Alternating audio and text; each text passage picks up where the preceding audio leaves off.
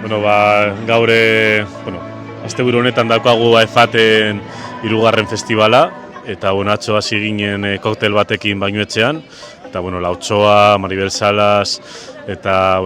artistak gehiago zeuden, eta gero Harresi Barruan bebai kontzertu bat egin genuen, eta gaur daukagu hasi gara goizetik 6etan, hasi zan Javi Irabien mendi martxa batekin,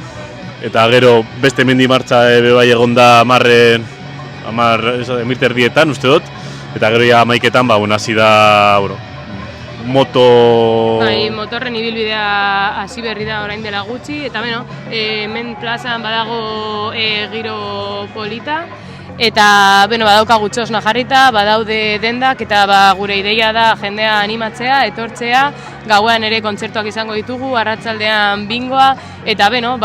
animatu eta honen parte izatera gonbidatzen dugu jendea. Izan ere, taxiaren ikerketarekin bat egiten du Urduñako udalak, eta espero dugu ere jendeak bat egitea.